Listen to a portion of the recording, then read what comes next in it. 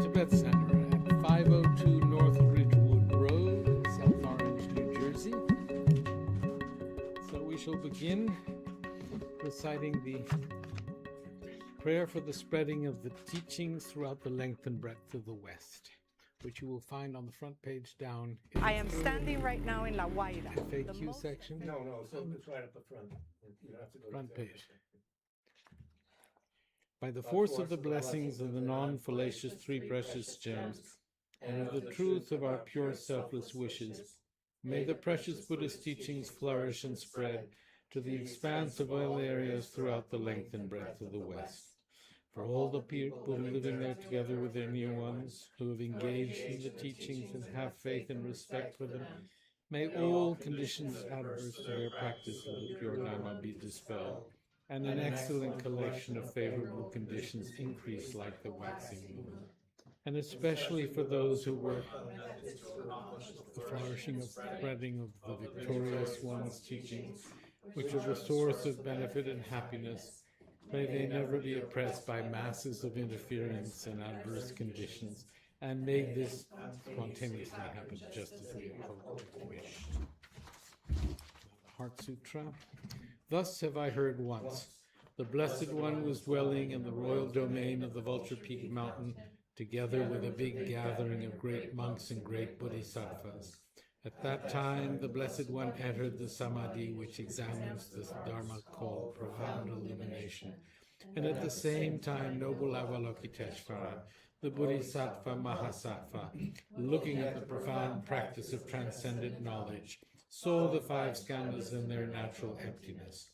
Then, through the inspiration of the Buddha, Venerable Shariputra said to Avalokiteshvara, "How should those noble ones learn who wish to follow the profound practice of transcendent knowledge?" And Avalokiteshvara answered, "Venerable Shariputra, whoever wishes to follow the profound practice of transcendent knowledge should look at it like this, seeing the five skandhas in their natural emptiness. Form is empty, emptiness itself is form, emptiness is not separate from form, form is not separate from emptiness. In the same way, feeling, discriminating awareness, compositional factors in consciousness are empty. Thus all the dharmas are empty and have no characteristics. They are unborn and unceasing, they are not impure or pure, they neither decrease nor increase. Therefore, since there is emptiness, there is no form, no feeling, no discriminating awareness, no compositional factors, no consciousness, no eye, no ear, no nose, no tongue, no body, no mind, no appearance, no sound, no smell, no taste, no sensation, no objects of mind, no quality of sight, no quality of hearing, no quality of smelling, no quality of tasting, no quality of sensing, no quality of thought, no quality of mind consciousness. There are no nidanas from ignorance to old age and death, nor the wearing out. There is no suffering, no cause of suffering, no ending of suffering, and no path, no wisdom, no attainment, and no non-attainment. Therefore, since there is no attainment, the bodhisattvas abide by means of transcendent knowledge. And since there is no obscurity of mind, they have no fear. They transcend falsity and pass beyond the bounds of sorrow. All the Buddhas who dwell in the past, present, and future, by means of transcendent knowledge, fully and clearly awaken to unsurpassed, true, complete enlightenment. Therefore, the mantra of transcendent knowledge, the mantra of deep insight, the unsurpassed mantra, the unequaled mantra, the mantra which calms all suffering, should be known as truth. For there is no deception. In transcendent knowledge, the mantra is proclaimed. Tadyata Om Gate Gate Paragate Parasamgate Bodhiswaha. O Shariputra, this is how a Bodhisattva Mahasattva should learn profound transcendent knowledge. Then the Blessed One arose from that samadhi and praised the Bodhisattva Mahasattva Avalokiteshvara, saying, Good, good, O son of noble family, profound transcendent knowledge should be practiced just as you are taught, and the Tathagatas will rejoice. When the Blessed One had said this, Shariputra and Avalokiteshvara, that whole gathering in the world with its gods, humans, asuras, and Gandharvas, their hearts full of joy, praised the words of the Blessed One. Generate bodhicitta. With the wish to free all beings, I shall always go for refuge to the Buddha, Dharma, and Sangha until I reach full enlightenment. Inspired by wisdom and compassion, today in the Buddha's presence, I generate the mind intent on full awakening for the benefit of all sentient beings. As long as space endures, as long as sentient beings remain, until then may I too remain to dispel the miseries of the world. With a wish to free all beings, I shall always go for refuge to the Buddha, Dharma, and Sangha until I reach full enlightenment. Inspired by wisdom and compassion, today in the Buddha's presence, I generate the mind intent on full awakening for the benefit of all sentient beings. As long as space endures, as long as sentient beings remain, until then may I too remain to dispel the miseries of the world. With the wish to free all beings, I shall always go for refuge to the Buddha, Dharma, and Sangha until I reach full enlightenment. Inspired by wisdom and compassion, today in the Buddha's presence, I generate the mind intent on full awakening for the benefit of all sentient beings. As long as space endures, as long as sentient beings remain, until then may I too remain to dispel the miseries of the world.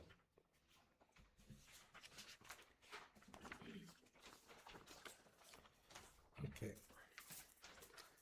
So we shall recite Om Mani Padme Hum.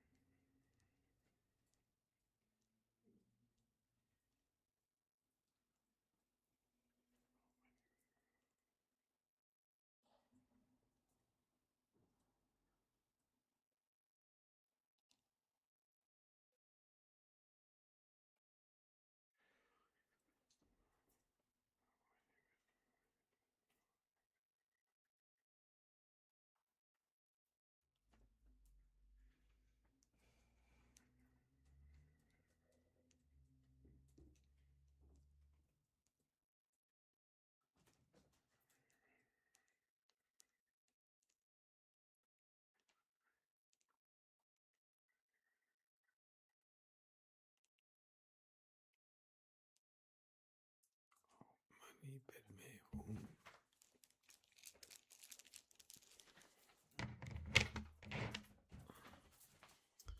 So there's a time in Dharamsala where they, all the monks get together and recite Om Mani Padme Hum. Not monks, but the whole Tibetan community of Dharamsala get together in the main temple, and for a few days, everyone recites Om Mani Padme Hum. 2 days?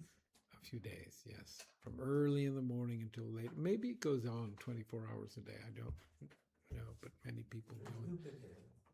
It does go on 24 hours. Yeah, and they bring out this very special statue that is a self-arisen, apparently, Avalokiteshvara. And they have these pills,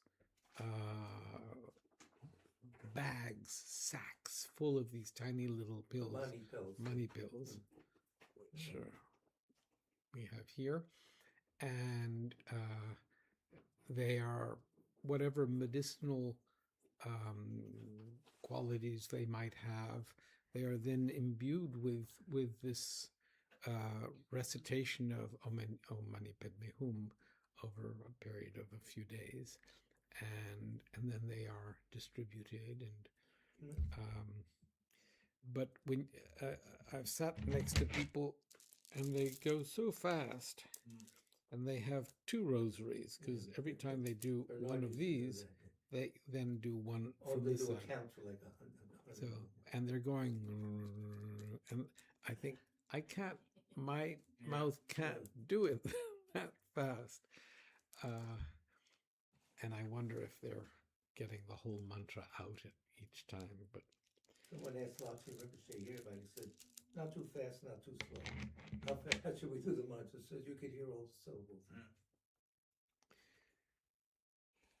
But I honestly think that if we actually think about what each syllable of the mantra means, and we think about the general meaning of the mantra, we derive more benefit from that than the mere recitation of the mantra. The mere recitation of the mantra is definitely good, definitely virtuous, but the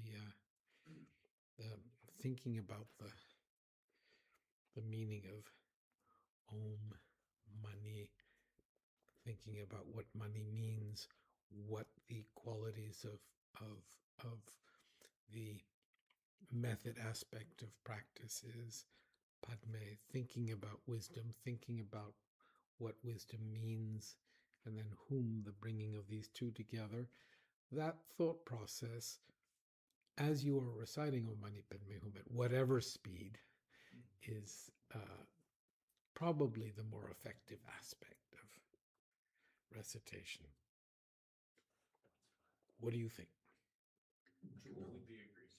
Completely. As far as I'm able. We have a question. What does Mani mean? What are the words? So that's the jewel? Mani, he will tell that one. Yeah. The one finger. Yeah. The robe has more pull. That's why he's a Chicago. Be careful. I know. I watch your mouth. Watch out for it. So,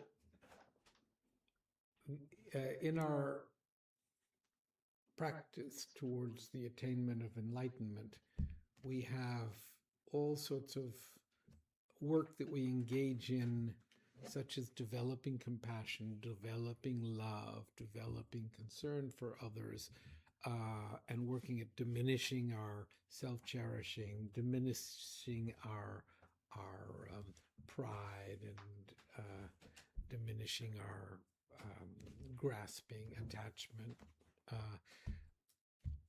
working at developing generosity, working at developing patience, working at developing good ethics, working at perseverance.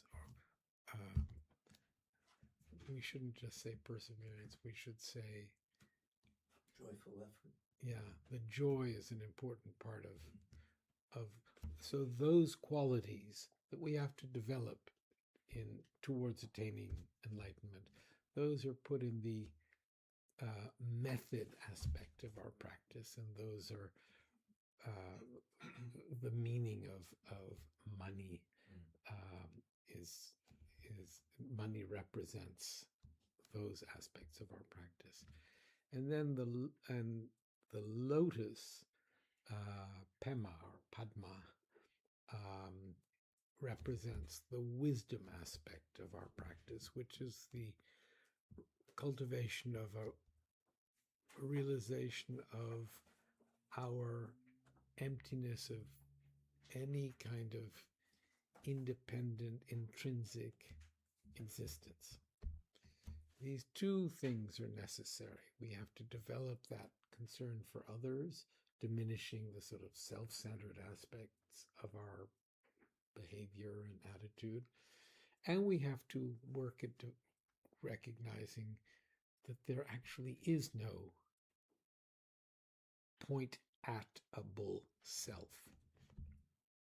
Those are the two things we have to cultivate. Is the analogy of the lotus blooming from the bud important? Is the analogy of the blooming of the lotus from the mud important? Yes. Okay. Yes. How so? What does that mean? No. You said yes. So how so? What does that mean? I'm asking you. Well, I think we can analyze the nature of anything, and those things that we might think of as muddy can also be analyzed, or those things that are impure, maybe, or maybe just we'll say conventional things, which we might call mud, but they have that same empty nature. And it is due to the fact that they have that same empty nature that they are able to arise out of mud, that representation of impurity, and purified to the extent of becoming a lotus. Maybe we would say conventional. Explain. The sense of it becoming emptiness is not, it is emptiness. But as practitioners, we need to go on a path of which is becoming that realization, even though it already is there. It is due to the emptiness that we are able to transform from the muddy aspect to the...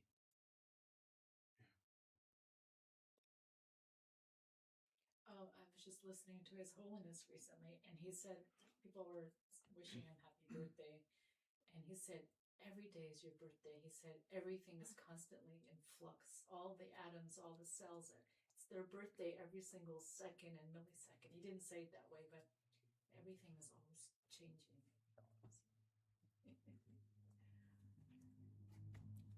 What do you have to say about...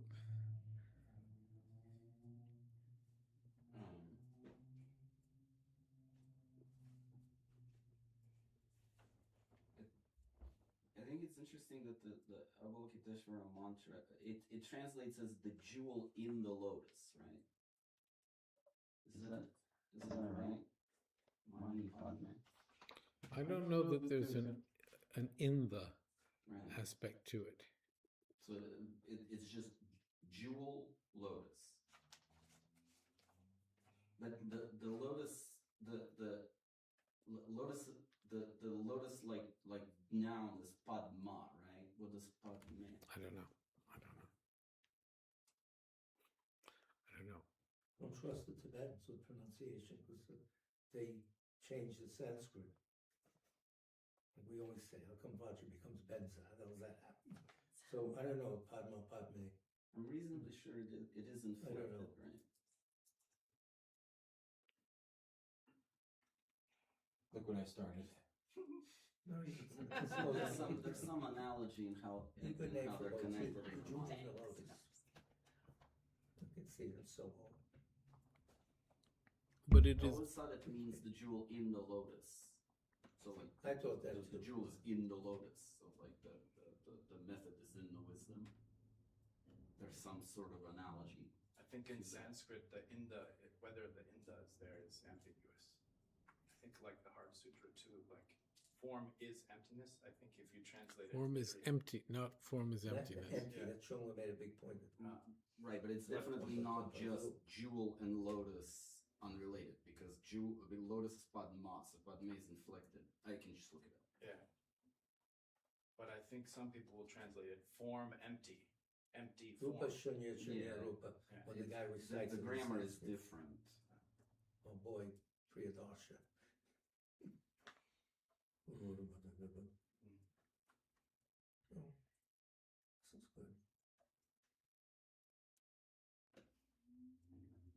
Scares the crap out Don't of me. wait for me. What? Frightens me all Point the anything time. out. Really? Which What? So, When the lights blink, because you always think that we're losing time. one? The Jersey fear. So Right, so Jewel in the Lotus. Available on Amazon. So, as we develop the jewel aspects of our practice, we should also develop the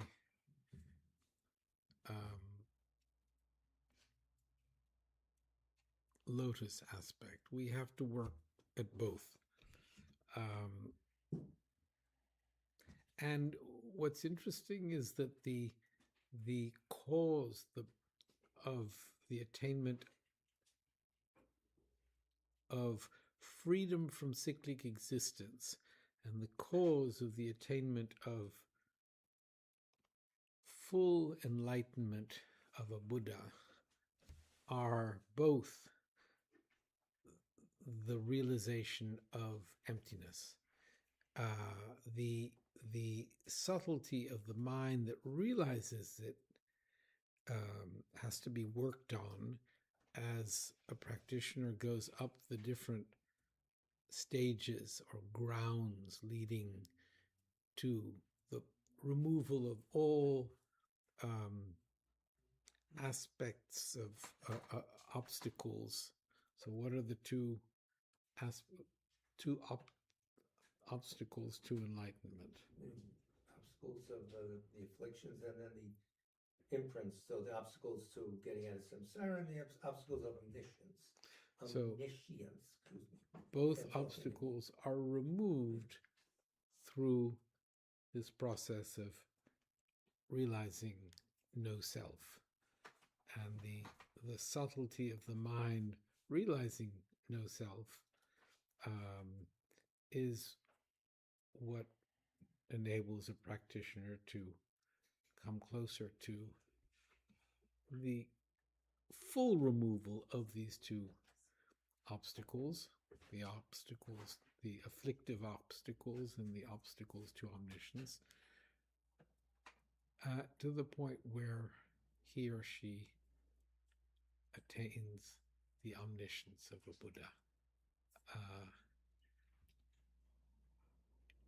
What motivates the practitioner to pursue the more profound and subtle path leading to full enlightenment is compassion, is a concern for others, is a determination to attain a state where he or she can be most effective in helping others. And so that compassion and the compassionate determination to seek the attainment of enlightenment is essential in attaining the goal of full enlightenment. Yes? I have a question. But if Question you mark. want to go on the book, no problem. No, question.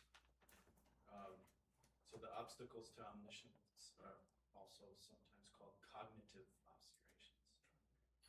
No, those are the okay, go on. Afflictive and Yeah, cognitive. yes. So, and then could you say that one is cognitive and one is affective? Afflictive. Affective. I know afflictive, but is there an aspect of that being a separate sort of one is more? Well, I'm interested in what cognitive means in that case. Obstacles to the cognition of all phenomena, which is, and it is that cognition of all phenomena, it's that omniscience that is the what enables the Buddha, the Buddha to most effectively benefit others. Definition of omniscience from Jeffrey's book, you remember? Spontaneous and direct knowledge of all phenomena and their mode of being. So it covers everything. Spontaneous and Direct knowledge, the mode of all phenomena and their mode of being. Knowledge of all phenomena and their mode of being. I'm sure Jeff Allen rattled his cage there. He's gonna. I forgot the page number. That's all I remember. Spontaneous and direct.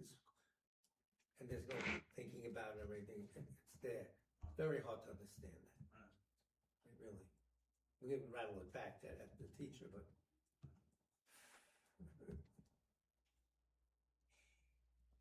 Okay.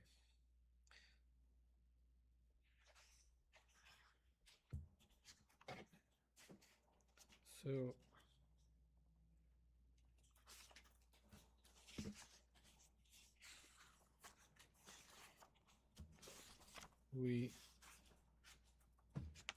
I have that we got to page 69.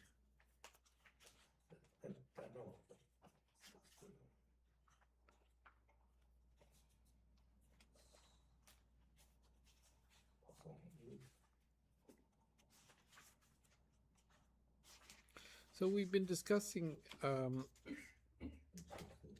there is on some level what motivates us in life is selfishness, self-centeredness. What causes us to proceed in life is our wish to, I think that to a great extent, we go about life seeking to satisfy our wishes and seeking to protect ourselves from things that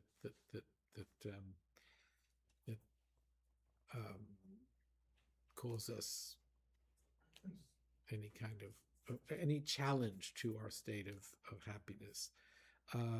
That's sort of like the main mode of operating, and that those attitudes of wishing to protect ourselves and wishing to satisfy ourselves really stem from this grasping at a sense of self. And what His Holiness is introducing to us here is that there are these other aspects of a natural state of being, which are a concern for others,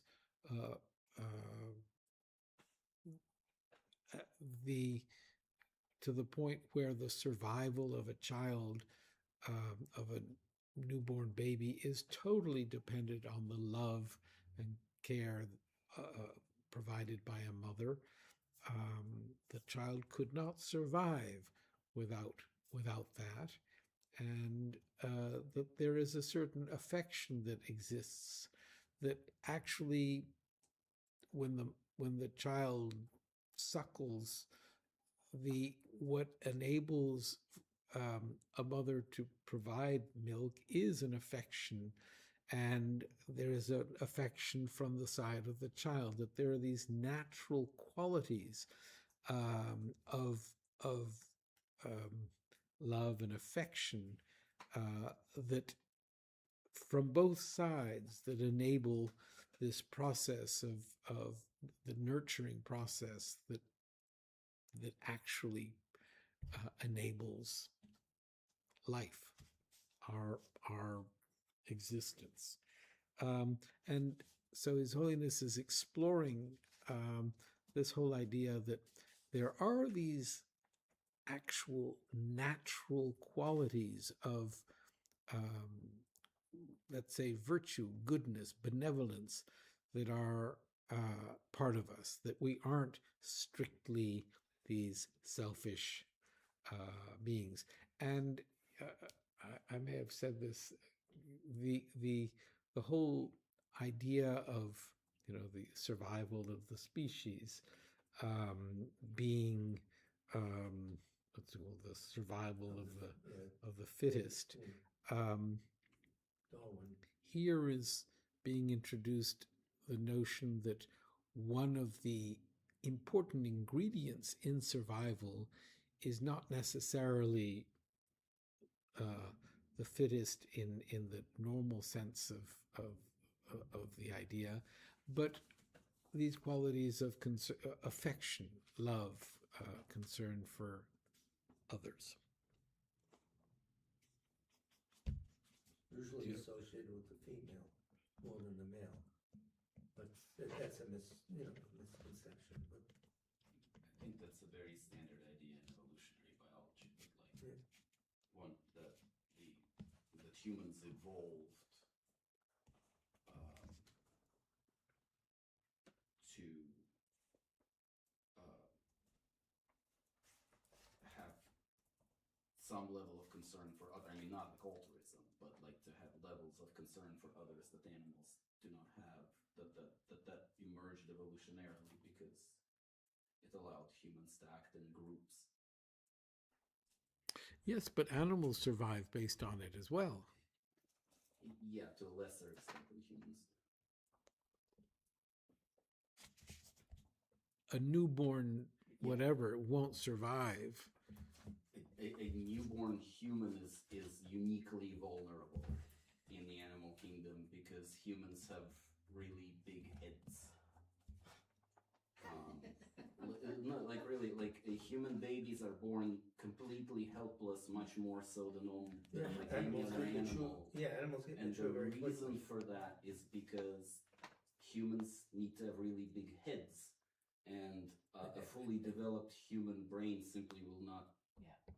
Like a mother will not be able to give birth to a fully developed human brain, and so humans are born like not fully developed, and so are much more dependent on the mother than almost any other animal, actually.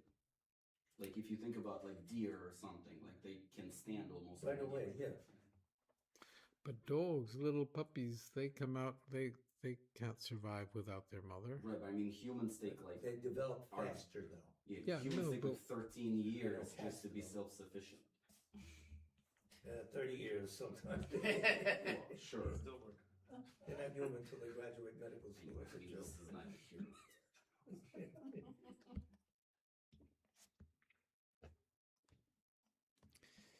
So yes, we have big heads.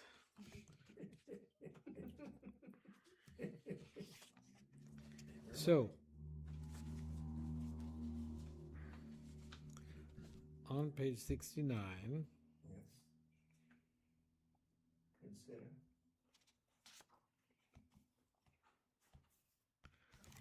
consider also the behavior of children. In them we see what is natural to the human character before it has been overlaid with learned ideas. We find that very young babies do not really differentiate between one person and another. They attach much more importance to the smile of the person in front of them than to anything else. Even when they start to grow up, they're not very interested in differences of race, nationality, religion, or family background. When they meet with other children, they do not stop to discuss these things. They immediately begin the much more important business of play. Nor is this just sentimental. I see the reality whenever I visited one of the children's villages in Europe, where numbers of Tibetan refugee children have been educated since the early 1960s, these villages were founded to care for orphan children from countries at war with one another. To no one's great surprise, it was found that despite their different backgrounds, when these children are put together, they live in complete harmony with one another. That's such a lovely thing to remember, that so much of the disharmony that exists within societies is stuff that is accumulated after that far more learned, imposed by society. We have 4 parents in the room, 2 males, 2 females, so you can verify this. Then truly okay plays with everybody. Okay, doesn't play with me. No. Plays with all, everybody. Now, it could be objected that while we may all share a capacity for loving kindness, human nature is such that inevitably we tend to reserve it for those closest to us. Now, I think the idea that we reserve loving kindness for those closest to us,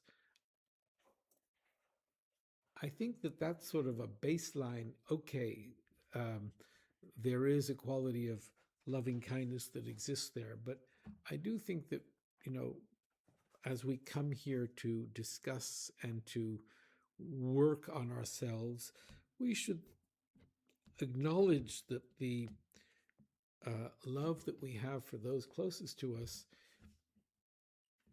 is really saturated in attachment, and that and I think it's I say it because I think it's important to recognize that, because it becomes something to work on. If we content ourselves with the idea that we have concern for and love for our family, that has the danger of having us discriminate between our family and others. And it's just that discrimination that we are trying to diminish. And so to recognize when we talk about the love that a mother has for her child, it is often said that love is greatly imbued with attachment, and though it's a nice characteristic, we have to work towards developing love and compassion for those we don't care about and for those who are enemies. It's really important that we push beyond the concern for simply those whom we agree with and care for. Would you say that's mainly in the mind?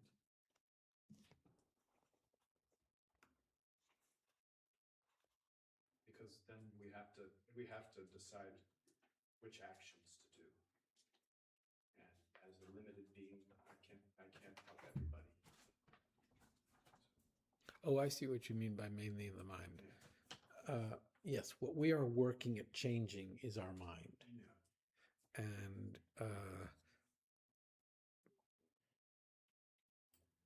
the more we work on changing our minds, the more able we are to help others. And down the line, the more others we will be able to thereby help. When you look at the qualities of a bodhisattva who is meditating on emptiness, as he or she goes from ground to ground to ground, he or she is able to manifest more and more bodies to help more and more people within more and more world systems. And so this concern for others actually grows our ability to actually help. Help in what way? When it's expanding, how are these beings being helped? How does a bodhisattva who manifests? So the most, I think, effective way is that these beings inspire us to work on ourselves. The work of developing has to be done by the Is it a feeling that we get that somehow is manifested within us? And in other words, if you're helping beings, if I'm being helped by a being, how do I know it or feel it? Or maybe I don't know it, but is that a dumb question? No, not at all. So I don't think that we can, No. one of the things that, all right, now we're talking Buddhism. Uh-oh. Now we're talking. Is that All the the wrong shades. topic? Not at all. But as we discuss secular ethics, there are certain sort of belief systems that are Buddhist, and so as these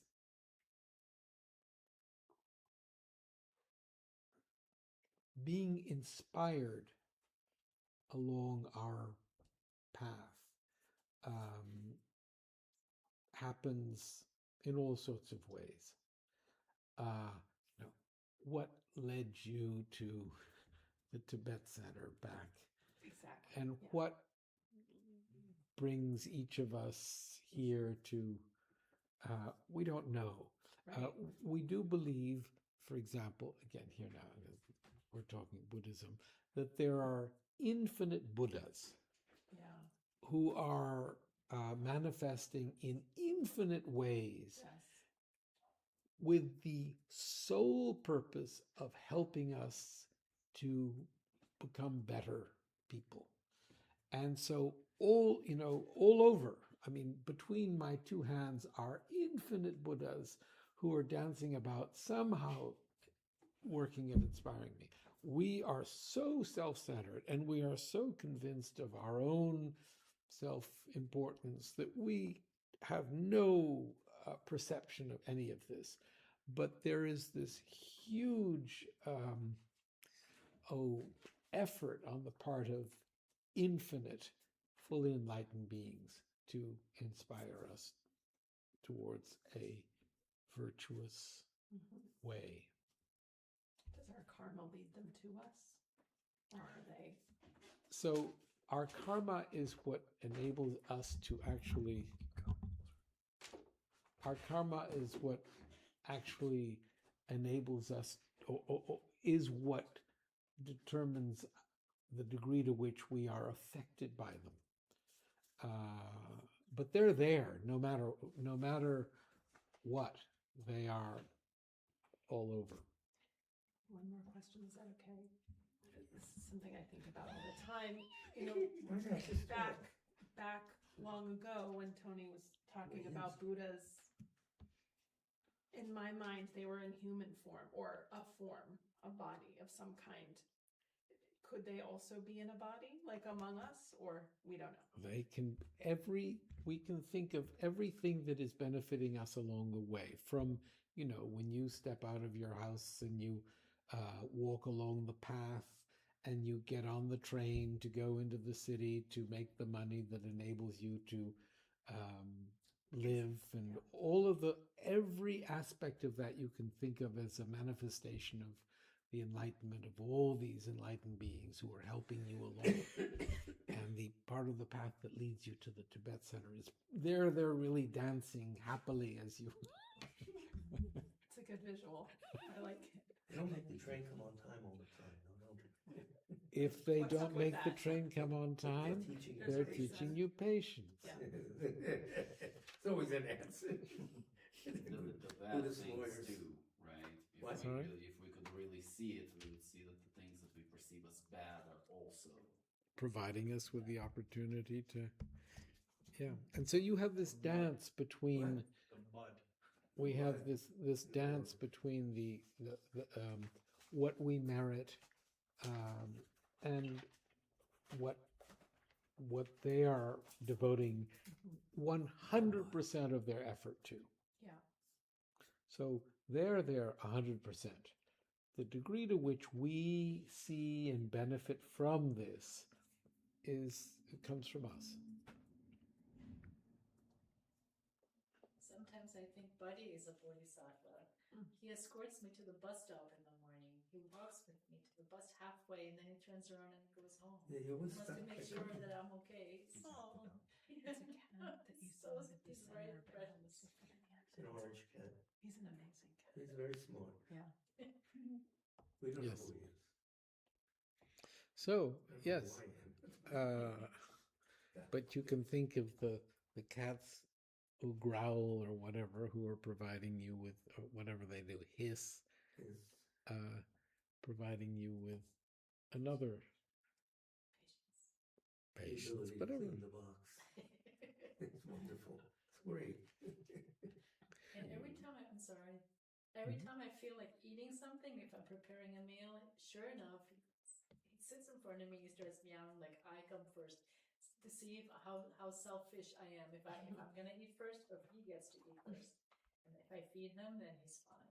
And he's always testing me all the time. Yeah, he's Yes. Very that good. was yes. I think when the AC kicks in, that's what I hope. Yeah. earlier when you were talking about how our love for our loved ones is completely imbued in attachment. Not completely imbued in Well, attachment. is deeply imbued with attachment. Mhm. Not completely. Sorry, you're absolutely right. To me personally, this is one of the most. I mean, I understand that intellectually. It is one of the most difficult things about this whole system.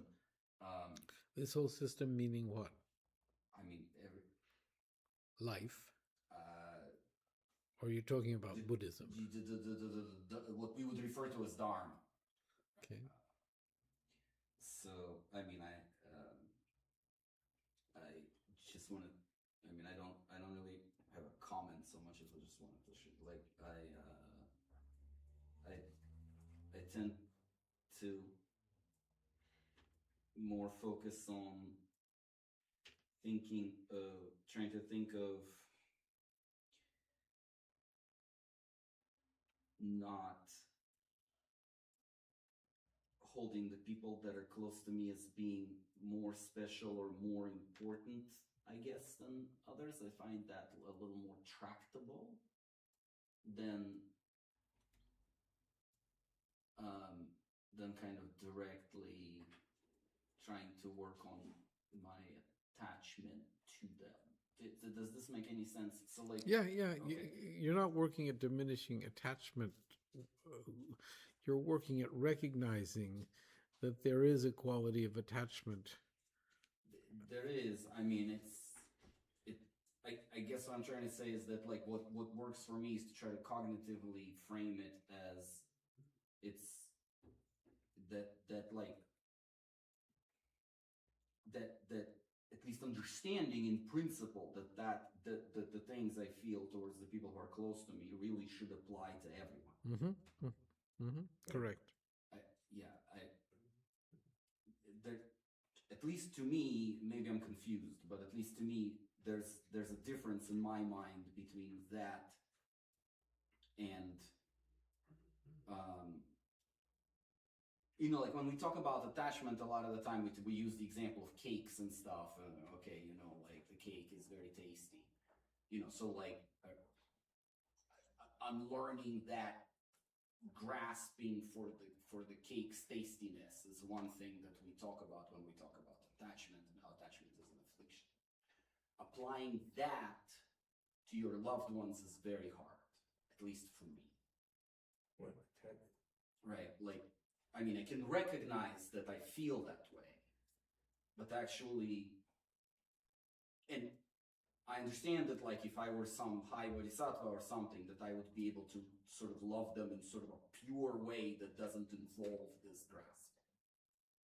Actually working on that is borderline impossible for me. And I just, in my mind, there is a distinction between that and you know, cause and effect method, like where you think you try to sort of think of like the things that I feel towards them, I really should feel towards everybody. In my mind, there's a distinction between these, and this I find the second one just more. I don't want to say easier because I can't do that, but in a sense easier, I guess. you do the three things when you try to develop equanimity and then bodhicitta. The person you don't like, the person neutral, and the person you like. Mhm. So there's an exercise in Buddhism to correct all this. That you can, Go ahead. but maybe, no, you're in ropes, please. Would have a bigger effect. I don't really have a question. I think There's a technique to use that. Yeah. a way that I've looked at it is that the attachment is part of our attachment to ourself, really. In a lot of aspects, you can look and say, well, you know, when we look at our children, they can really embarrass us, and because we look at them as an extension of ourself. My mother So said that. that's a good one to try and work on as an example. And then another one is, oh my gosh, what if something happens to him? I can't possibly live without him. Yeah, it's more. And yeah, that really, you know, but that also is kind of more of a, like, it is self-centered in terms of the thinking and looking at them. And so I try to just analyze that. And then the other part of it, that it seemed like, I can't give a quote, but some of the things Buddhist writings that I've read seem to kind of say, well, you know, leave your family or get rid of all the level of attachment. And to me, the way I am trying to deal with it is just to try to love other people as much as my family, but not diminish the love that I have with my family. I think that's just a really important distinction, and I had trouble with it first. I didn't understand. You can like a lot of what's in the sutras when the Buddha says, like, okay, you know, leave your family and follow me, etc., etc. I think it's really important to understand that has a cultural context that may not like necessarily apply, you know, to 2,500 years later. I don't think so. No, I think that the attachment starts when we first start dating. So any kind of romantic relationship is really a form of attachment because the other person is satisfying your ego. Well, but my kid, right? No, but that's how it starts, right? And then, of course, after that, you have the family, and then, of course, the children. It's great that you love the kids, of course, but I'm just saying where the root of that is the ego wanting this, grasping at this attachment of dating someone that becomes your spouse, and then eventually you have kids, and they do the same thing, so it's kind of a cycle. He drops a beer. So what I was trying to say is, like, I don't think that the ideal here would be for me to dump my family and put on. I think that it would be wrong for me. No, to nobody do says that. That would be That's what inflicting I- harm. that's That's what I was trying to overdoing say. it. I think that developing an awareness of the way in which the difference in our attitude towards our own loved ones and others, that's really important. And it's not natural. It's simply not part of our societal way. And in order to develop true compassion, great compassion, we have to work at not going, leaving our family, but within our minds, really developing that wish to remove the suffering of others, to have that extend to those whom we don't really care about, to those whom we dislike or have caused us pain. We have to do that. The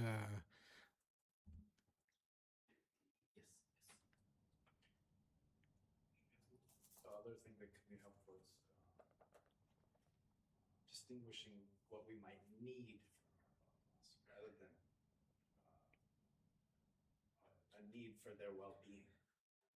I think, and those things are very, I think, sometimes easily mixed. Yeah. Well, Yeah. and we really have to develop that wish for their well-being to extend to all sentient beings. And we can't accomplish that, but we have to develop, we can accomplish the wish. Yeah. Yeah. It's an approach to life, really. And you don't have to really think about your family necessarily, because I think the love is distilled down to one thing that you can offer everybody. And you might have those issues to think about with your family and so on, but love is love. So you offer it to your family, and it's as pure for them as it is to other people in your approach. I think it can be as easy as that. And when you think about what love is the wish to provide Yes. what others. Compassion. Why would you not wish everybody that? Of course you would. Of course you would, And so just leading on with that wish and not really trying to analyze, I love my family more. It is just what it is. Yeah. I mean, when I first met Chungwa, it was very obvious that he looked at me like he was finally meeting his long lost child. Like you could see it in his eyes. Who? Chungwa. Like when he first saw me, like I remember it like very clearly. I mean, I really think he literally felt that, like that it was on his face, like that like it was not like an intellectual thing. He literally thought of, like, when he saw me, it was like he felt that he was seeing his long lost child that he finally saw. And I think and my wife said she felt the same when she first met him, and I think he just sees everybody this way. Without a doubt. Like on a deep emotional level, like not like it's not like an understanding. He literally sees them as his long Not lost child. conceptual. That's a beautiful place to.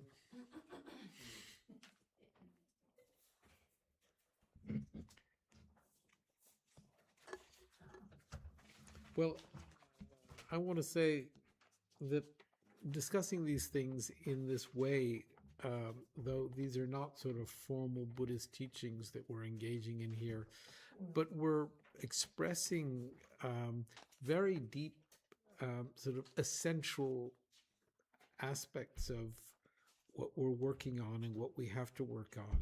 And I think it's wonderful that we come together and discuss these things as honestly, as straightforwardly as we do. So thank you to all of you. Names? So we're being asked, we're reciting the Sutra of the recollection of the Noble Three Jewels, the Buddha, the Dharma, and the Sangha, for all those who have died, and we can think of the amount of all over the world people having died. We shouldn't limit these thoughts to those whom we know of, but all. I prostrate to the omniscient one. Thus the Buddha Bhagavat Tathagata Arhat Samyak Sambuddha, the learned one, the Sugata, the knower of the world, the charioteer and tamer of beings, the unsurpassable one, the teacher and devas, the princes of the Buddha Bhagavat, the Tathagata is in accord with all merit. He does not waste the roots of virtue. He is completely ornamented with all patience. He is the basis of the treasures of merit. He is adorned with the minor marks. He blossoms with the flowers of the major marks. His activity is timely and appropriate. Seeing him is without disharmony. He brings true joy to those who long with faith. His knowledge cannot be overpowered. His strength cannot be challenged. He is the teacher of all sentient beings. He is the father of bodhisattvas. He is the king of noble ones. He is the guide of those who journey to the city of Nirvana. He possesses immeasurable wisdom. He possesses inconceivable confidence. His speech is completely pure. His melody is pleasing. One never has enough of seeing him. His form is incomparable. He is not stained by the realm of desire.